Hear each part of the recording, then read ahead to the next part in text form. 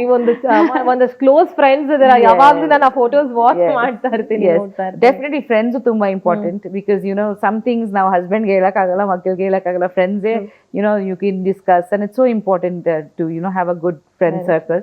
So ಖಂಡಿತ, so that thing is important, that ನಮ್ಮ health ನಾವು ನೋಡ್ಕೋಬೇಕು, and we shouldn't feel guilty about that. So ಆ ಗಿಲ್ಟಿಂದಾನೇ ನಮ್ಗೆ ತುಂಬಾ ಜನ ಕೆಲಸ ಹೋಗಿದಾಗ ಮಕ್ಕಳ ಬಗ್ಗೆ ಗಿಲ್ಟ್ ಇರುತ್ತೆ, ಮನೇಲಿದ್ದಾಗ ವರ್ಕ್ ಮಿಸ್ ಆಗ್ತಾ ಇದೆ ಅಂತ ಒಂದು ಗಿಲ್ಟ್ ಇರುತ್ತೆ.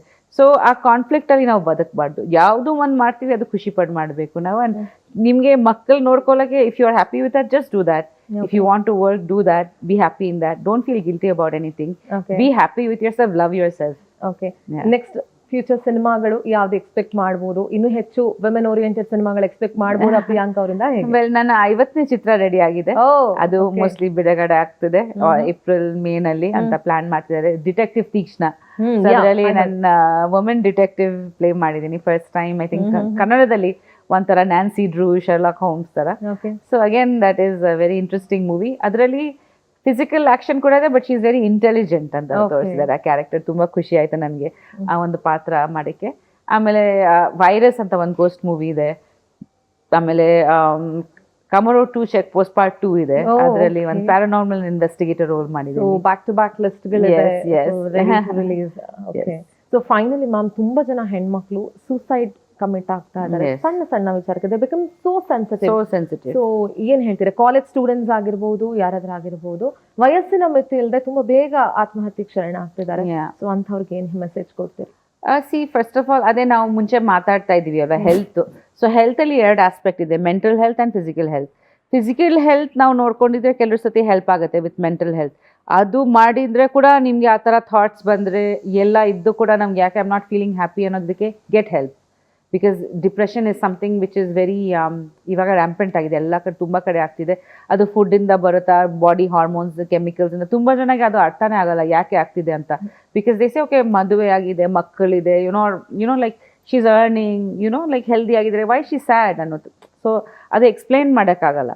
ಸೊ ಅದನ್ನ ಯಾರ ಹತ್ರ ಮಾತಾಡಿ, ಗೆಟ್ ಸಮ್ ಹೆಲ್ಪ್. ಅಥವಾ ನನ್ನ ಫ್ಯಾಮಿಲಿ ಮೆಂಬರ್ಸ್ಗೆ ಅರ್ಜ್ ಮಾಡ್ತೀನಿ that please take care of your ಮನೆಯಲ್ಲಿ ಹೆಣ್ಮಕ್ಳು, how they are behaving. If you feel like ತುಂಬ ಅವ್ರನ್ನ ಐಸೋಲೇಟ್ ಆಗ್ತಿದೆ, ಅಥವಾ ವೇಟ್ ಲಾಸ್ ಆಗ್ತಿದೆ, ಅಥವಾ ಅವ್ರಿಗೆ ಒಂದು ಅಡಿಕ್ಷನ್ ಥರ ಆಗ್ತಿದೆ ಅಂತ ಅನಿಸಿದ್ರೆ, ದಯವಿಟ್ಟು ಅವ್ರಿಗೆ get some help for your family, whoever, if you feel like that, talk to them. And definitely I think social media I don't know if there's a negative or positive impact, because sometimes aduna tumbano people, sometimes are the photos, comments nodi athena adu like they get really affected, this generation of people.